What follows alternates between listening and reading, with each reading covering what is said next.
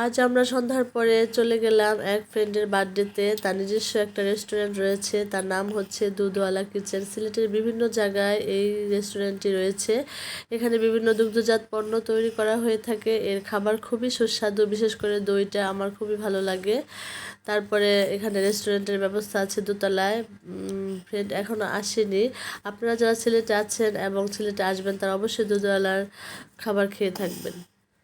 হঠাৎ করে প্ল্যান হয়ে গেল ঢাকা যেতে হবে, তাই আমরা এয়ারে টিকিট কেটে নিলাম। আমাদের ফ্লাইট হচ্ছে 12টা 40 মিনিটে।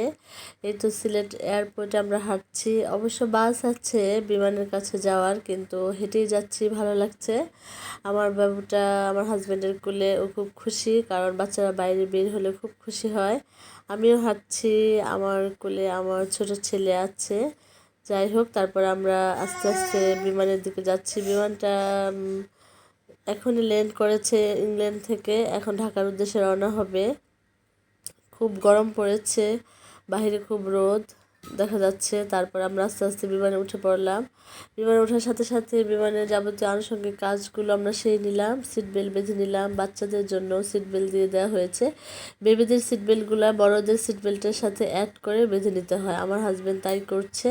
বাবুটা একটু বিরক্ত করছিল, কারণ খুব গরম পড়েছে, ভিতরে এসি আছে, তারপরও গরম থেকে আসা হয়েছে, তাই বাবুটাকে হাসানোর চেষ্টা করছে আমার হাজব্যান্ড। তারপর ওনারা বলে দিচ্ছে এখনই বিমানটা ছেড়ে দিবে।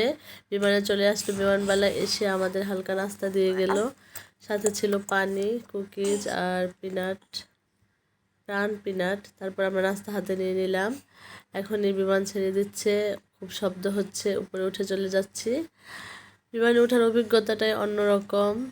যারা উঠতে পেরেছেন তারা অবশ্যই জানেন, মনে হচ্ছে পাখির মতো হাওয়ায় ভাসছি। এটা আসলে বাস বা ট্রেনের ভ্রমণের মতো না। আল্লাহ যদি চায় খুব ভালোভাবে আমরা ঢাকা ল্যান্ড করব, তারপর বাকি সময়টা আপনাদের সাথে শেয়ার করব।